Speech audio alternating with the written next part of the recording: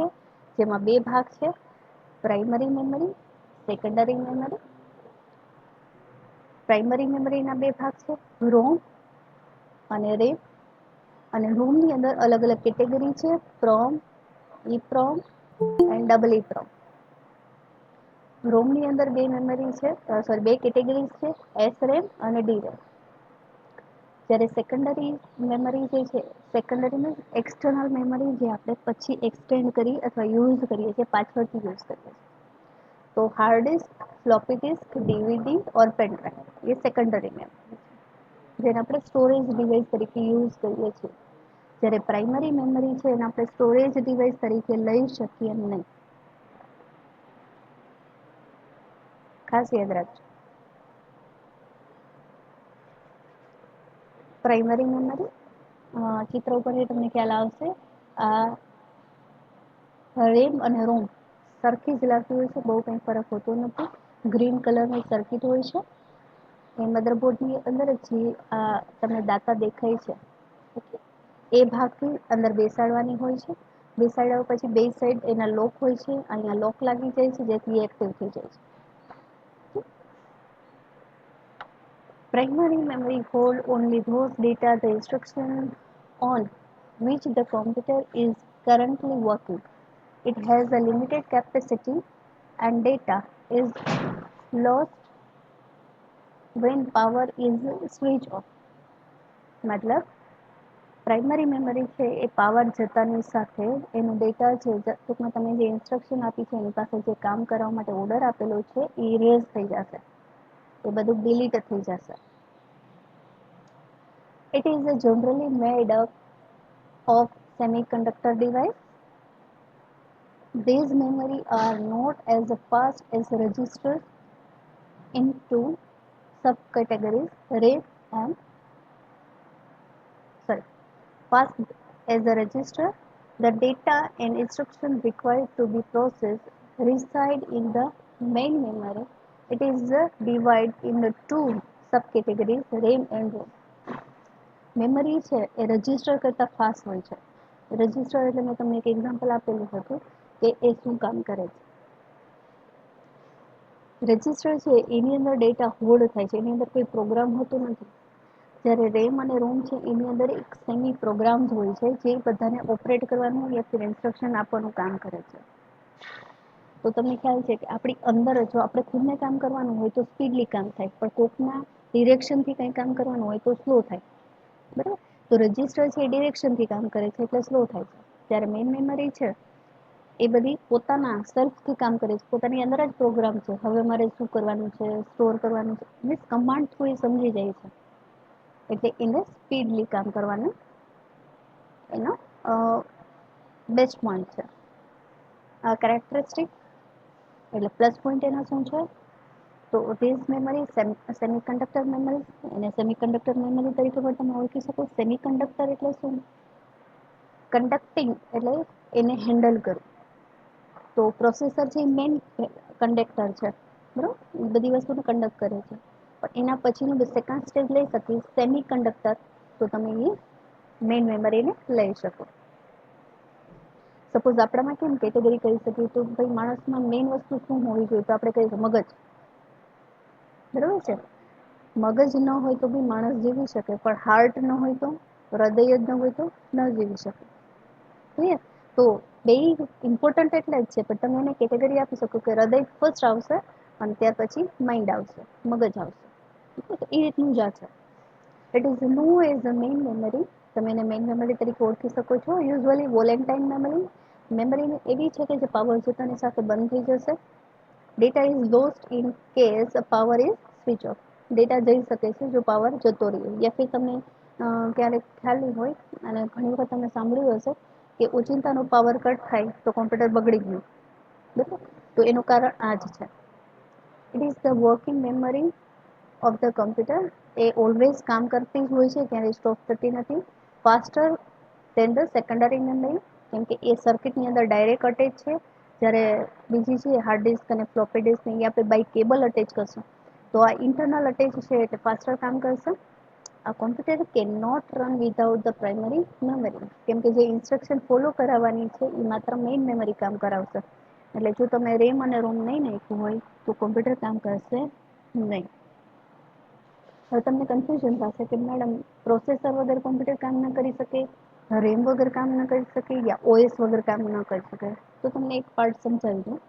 Processor છે એ જેટલા ભાગ તમે કોમ્પ્યુટરમાં અટેચ કરવાના છો એનો સોફ્ટવેર એની અંદર હોય. એટલે એનું કામ શું છે કે જેટલી વસ્તુ તમે એની સાથે જોઈન્ટ કરો ને એને રન કરાવવાનું કામ પ્રોસેસરનું છે. બરાબર છે.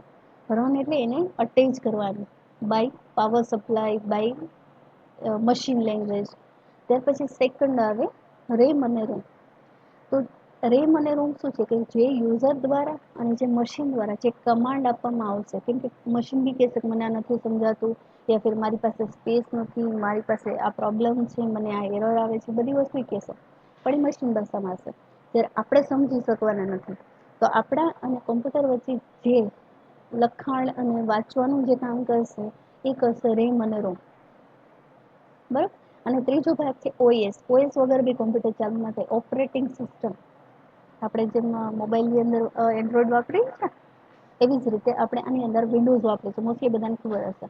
તો એ વિન્ડોઝ શું કરે છે, તમે જે પ્રોસેસરમાં જે પ્રોગ્રામ નાખ્યો છે, રેમ અને રોમમાં પ્રોગ્રામ જે નાખ્યો છે, અને જે બધાને કેબલ આપ્યા છે એ બધાને ઇન્સ્ટ્રક્શન સાથે એક્ટિવ કરવાનું કામ કરે છે. એ ઓએસનું કામ છે. આઈ થિંક હવે બધાને સમજાઈ ગયું હશે કે મેઇન પાર્ટ્સ કોણ છે. ટૂંકમાં એક બી વસ્તુ વગર કોમ્પ્યુટર ચાલુ નથી થવાનું. બટ બધાની એક કેટેગરી છે. ફર્સ્ટ કેટેગરી ઉપર આવશે પ્રોસેસર, સેકન્ડ ઉપર આવશે રેમ અને રોમ, થર્ડ ઉપર આવશે ઓએસ. કે સોફ્ટવેર વગર બી કોમ્પ્યુટર ચાલુ થવાનું નથી. ત્યાર પછી રેમ. રેમ પણ સેમ એવી જ દેખાય છે. તમારે બહુ કન્ફ્યુઝ થવાની જરૂર નથી. અચ્છા, તમને ડ્રો કરવાની ઈચ્છા થાય તો ઘણા બધા નેટ ઉપર પિક્ચર્સ છે. એક્ઝામની અંદર ડ્રો કરવું હોય તો કરી શકો, અને ન કરી શકો તો બી કંઈ ટેન્શન લેવાની જરૂર નથી. Random access memory. રેન્ડમ એટલે હરોળ હોય, લાઈન હોય, એમાંથી ગમે તે ઇન્સ્ટન્ટલી પિક કરવું, ઉપાડવું, લેવું. ઓકે, એને રેન્ડમ કહેવાય. સિક્વન્સમાં નહીં. હું ક્યારેક 1 લઉં, ક્યારેક 5 લઉં, ક્યારેક 10 લઉં, ક્યારેક 17 લઉં, અને કહેવાય રેન્ડમ. ઓકે. તો રેન્ડમ એટલે એવી વસ્તુ પણ એક્સેસ ઓની અંદર ઓનલી રીડ છે. રીડ ઓનલી મેમરી, જેમાં તમે માત્ર વાંચી શકો, કોઈ પણ જાતનો ફેરફાર ન કરી શકો. એટલે યુઝર દ્વારા કાંઈ વસ્તુ ન થાય. મેન્યુફેક્ચર દ્વારા જે વસ્તુ એમાં નાખેલી છે એટલી જ વસ્તુ એની અંદર રહેશે. જ્યારે રેમની અંદર છે એમાં તમે થોડાક સેટિંગ કરી શકો. યુઝર થ્રુ એમાં સેટિંગ્સ થાય. તો કેવા સેટિંગ? તો કે ભાઈ તમારે તમારું નેટવર્ક છે. અચ્છા, તમે વાઈફાઈ આપો છો ને મોબાઈલની અંદર એકબીજાને, તો જે શેરિંગ કરો છો તો એ રેમ થ્રુ થાય. તમે એનું સેટિંગ આપો છો, એમાં પાસવર્ડ આપો છો. જે પાસવર્ડ પર્ટિક્યુલર યુઝર પાસે હશે તો એ તમારું વાઈફાઈ યુઝ કરી શકશે. તો આવા થોડા પ્રકારના જે સેટિંગ્સ કરી શકો ને એ રેમ છે. એટલે રેન્ડમ એક્સેસ મેમરી. અમુક પ્રકારના સેટિંગ જેમાં તમે કરી શકો, તમારા દ્વારા જે પરમિશન આપી શકાય, એવી રીતે નેટવર્ક પરમિશન હોઈ શકે. ઓકે. શેરિંગ પરમિશન હોઈ શકે, લોગિન પરમિશન હોઈ શકે, એક કરતાં વધારે યુઝર આમાં બેસી શકે, ના બેસી શકે, આ બધી પરમિશન ત્યાં આવે છે. એને કહેવાય છે રેમ. બરાબર છે. હવે મને લાગે છે તમને ખ્યાલ આવી ગયો. એક્સેસ એટલે શું? એક્સેસ એટલે લેવું, જેની અંદર તમે કંઈ ચેન્જીસ કરી શકો. અને એની અંદર છે read only memory. Read only એટલે તમે માત્ર વાંચી શકો, એટલે કે કોમ્પ્યુટરમાં માત્ર કમાન્ડ છે એ ફોલો થઈ શકશે. એમાં કોઈ જાતનો એક્સેસ નહીં થાય. તમે કોઈ પણ પ્રકારના સેટિંગ છે ચેન્જ કરી શકો નહીં. જ્યારે આની અંદર તમે અમુક પ્રકારના ચેન્જીસ લાવી શકો. Okay. RAM. It is the internal memory of a CPU for storing the data, program and program result. આટલી વસ્તુ એ સ્ટોર કરે છે. શું કરે છે? તો કે તમે જે ડેટા સ્ટોર કરાવો એને વે આપે છે. પ્રોગ્રામના જે રિઝલ્ટ હોય છે ટેમ્પરરી બેઝ ઉપર, નોટ અ પરમેનન્ટલી, એને થોડીક વાર હોલ્ડ કરી રાખે છે. અને જો તમે કંઈ લખતા હો, ટાઈપ કરતા હો, એ પણ અહીંયા ટેમ્પરરી એને હોલ્ડ કરી રાખે. Which store data unit then it's working. As soon as the machine is switched off, data is erased. Same as RAM અને ROM સરખું જ છે. તે પાવર જતાની સાથે બંધ થઈ જશે. એ ક્યાં સુધી કામ કરશે? જ્યાં સુધી તમારું કામ ચાલુ હશે ત્યાં સુધી. Accessing time in RAM is independent of the address. That is, each storage location inside the memory is easy to reach as other locations and take the same amount of time. એટલે તમે જેટલા બી instruction આપો ને એ એક જ સરખા ટાઈમમાં એને કમ્પ્લીટ કરી આપે. તમે જેટલા કામ આપ્યા હોય તે એને ડિવાઈડ કરી નાખે. તમે ક્યારે કોને કરવું એટલે એ સિક્વન્સ આપશે. ફીફો તમારે આવી ગયો હશે, ફર્સ્ટ ઇન ફર્સ્ટ આઉટ, બરાબર? તો તમે જે 10 કામ આપો એટલે એ તરત કેટેગરી ગોઠવી નાખશે. કોણે મને ફર્સ્ટ કામ સોંપ્યું છે તો એ પ્રમાણે એના કામની કમ્પ્લીટ કરવું આવશે. The RAM can be accessed randomly, but it's very expensive. RAM is volatile. Power supply સાથે બંધ થઈ જાય છે, થોડી કોસ્ટલી છે. Data store in the lost when the switch of the computer, if the power failures, જો power જાય તો બી. Hands of backup interruptible power CPU, એટલે જો UPS તમે આપેલું હોય તો એ થોડા ટાઈમ માટે શરૂ રહેશે અને તમને એટલો ટાઈમ આપશે કે તમે કોમ્પ્યુટરનું કામ સ્ટોર કરી દો. RAM is a small, but both is the term of the physical size and it is the amount of data hold. એક ફિઝિકલ તમે એને કહી શકો માપ છે, જે આપણે ફૂટપટ્ટી કહીએ છીએ એ રીતનું, જેમાં તમે ડેટા અમુક પ્રકારનો અમુક ટાઈપનો ડેટા સ્ટોર કરી શકો. જે મેં તમને હમણાં સમજાવ્યું કઈ ટાઈપનો ડેટા. રેમની બે કેટેગરી છે, સ્ટેટિક અને ડાયનેમિક. ફૂલ ફોર્મ યાદ રાખજો. Static random access memory, dynamic random access. Static RAM. The word static indicates that the memory retains its content as long as the power is being supplied. Static એટલે એનો મતલબ એવું થાય છે કે ત્યારે જ કામ કરતી હશે જ્યારે પાવર સપ્લાય ચાલુ હશે. However, data is lost when the power get down due to volatile nature. એના પ્રમાણે લાઇટ બંધ થતાની સાથે બંધ થઈ જશે. SRAM chip use a matrix of 6 transistors and no capacitors.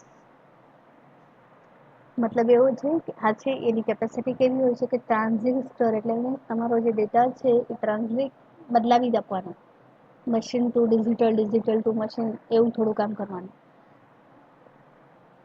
Transistors do not require power to prevent leakage, so SRAM needed not be refreshed on the regular basis.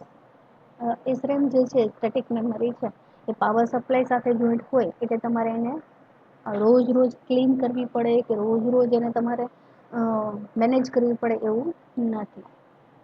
There is extra space in the matrix. Matrix એટલે ખબર છે તમને કોને? જેને આપણે power કહીએ છીએ ઘાત, બરાબર? એક્સ નો ઘાત 3, વાય નો ઘાત 2, એવું આપણે તમે પદાવલીમાં વગેરેમાં કરી ગયા હશો. તો એ રીતનું ડેટા એ સ્ટોર કરે છે.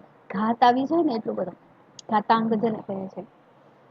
Hence, SRAM use a more chip than the DRAM, dynamic memory, for the same amount of storage space. બેની સરખી છે, making the manufacturing cost is higher.